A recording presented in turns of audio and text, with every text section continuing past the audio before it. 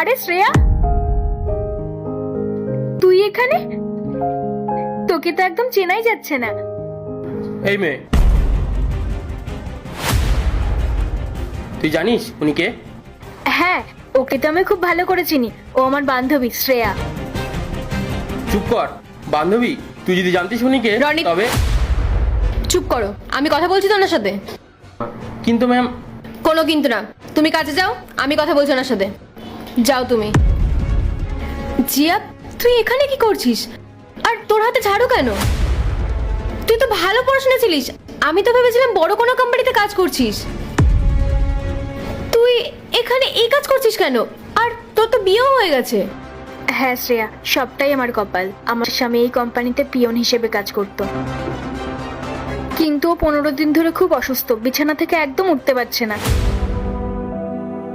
ও সেই জন্য 2-3 দিন ছুটিও নিয়েছিল, কিন্তু ম্যানেজার বলেছে এতদিন ছুটি নিলে ওর কাজটা চলে যাবে। সেই জন্য সংসার চালাতে আর ওর কাজটা বাঁচাতে আমি এই জায়গায় এসেছি। এসব বাদ দে, ছাড়। তুই বল, তুই এখানে কি করছিস? আমি আমি এই কোম্পানির ম্যানেজার।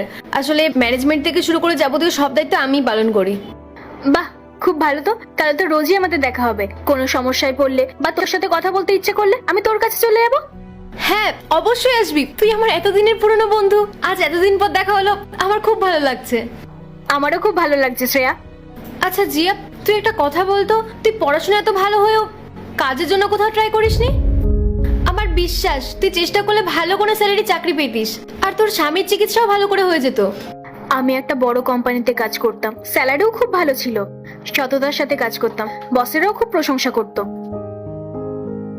কিন্তু আমার এই উন্নতি কিছু মানুষের সহ্য হলো না। তারা ভাবলো আমি থাকলে তাদের প্রমোশন আটকে যাবে বা কাজের ক্ষতি হবে। তাই আমার উপর মিথ্যে চুরির অপবাদ দিয়ে আমাকে কাজ থেকে বের করে দিল। এরপর জানিস, আমি অনেক জায়গায় ট্রাই করেছি, কিন্তু কোথাও কাজ পাইনি। ওরা আমার সিভিটাও নষ্ট করে দিয়েছে। তাই কোনো উপায় না দেখে পেটের দায়ে এই কাজ করছি। ঠিক আছে, এখন আর চিন্তা করিস না, যা হওয়ার হয়েছে। এখন আর টেনশন করিস না, আমাদের তো রোজই দেখা হবে। এখন আমি আসি, কেমন? হ্যাঁ, তুই নিজের খেয়াল রাখিস, যা।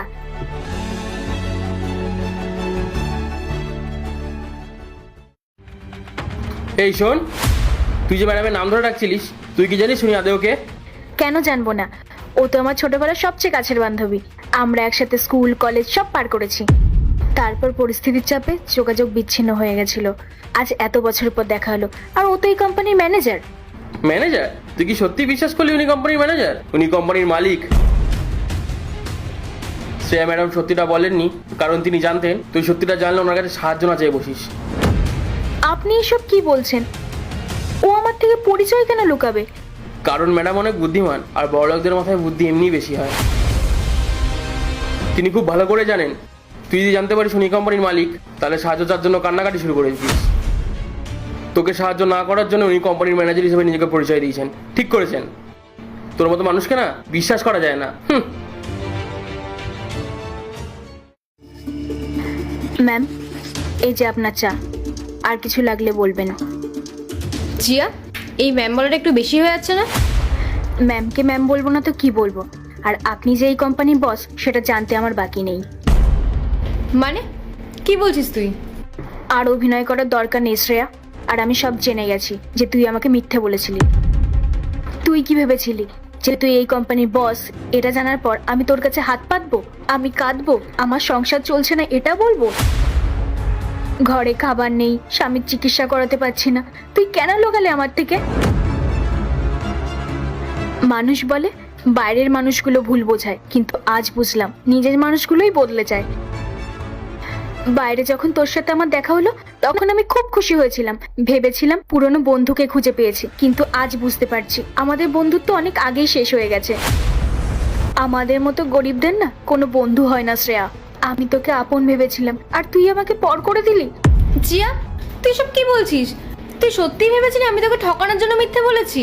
মিথ্যে ছাড়া আর কি। আমি আসছি। আমার এরকম মিথ্যে বন্ধুত্বের আর কোনো প্রয়োজন নেই। দাঁড়া, তুই কি সত্যি ভেবেছিলি আমি তোকে ছোট করার জন্য আমার পরিচয় লুকিয়েছি? জিয়া, তুই আমার জায়গায় দাঁড়িয়ে ভাব, যদি তুই আমার সত্যিটা জানতে পারতিস তাহলে কি তুই আমাকে আগের মতো জড়িয়ে ধরতে পারতিস? তুই কি তখন আমাকে বন্ধু বলে ভাবতে পারতিস? পারতিস না। তোর মাথায় তখন গরিব আর বড় লোকের পার্থক্য চলে আসতো।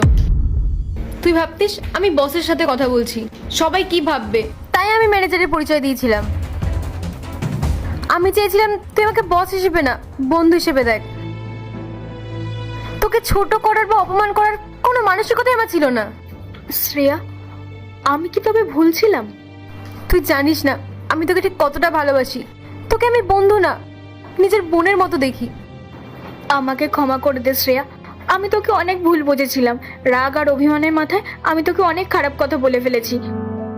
আমি ভুলেই গেছিলাম যে তুই আমার সেই ছোটবেলার বন্ধু। তুই কখনো বদলাতে পারিস না, আমাকে প্লিজ ক্ষমা করে দে। আরে পাগলি, আমি কি তোকে কষ্ট দিতে পারি? ভগবান তোকে যেন আরো অনেক সাফল্য দেন। আর আমি কথা দিচ্ছি, এই বন্ধুত্ব আমি আর কখনো ভাঙবো না। আমি আর কারো কথা শুনবো না, আমি সব সময় তোর পাশে থাকবো। তুই কোনো চিন্তা করিস না। আর জিয়া, আমি তোকে কোনো কথা বলবো না ঠিকই, তবে আমার একটা শর্ত আছে। কি শর্ত? তুই যা বলবি আমি তাই করতে রাজি। আমি তোর জন্য সবকিছু করতে পারি। কোনো কিছু করতে হবে না, আমি চাই না তুই এই কাজটা করিস। আমি চাই তুই আমাদের কোম্পানিতে অ্যাকাউন্ট ডিপার্টমেন্টে যোগ দে। পড়াশোনা তো তুই খুব ভালোই ছিলি, আমি জানি তুই এই দায়িত্বটা ভালোভাবে সামলাতে পারবি। শ্রেয়া, তুই আমার উপর এত বড় ঋণের বোঝা চাপিয়ে দিলি। তোর বোকা, বন্ধুদের ক্ষেত্রে কখনো ঋণ হয় না, এটা তোর প্রাপ্য সম্মান। Thank you Shreya. আরে বন্ধুদের মধ্যে কিসের থ্যাংক ইউ, চল এখন অনেক কাজ বাকি।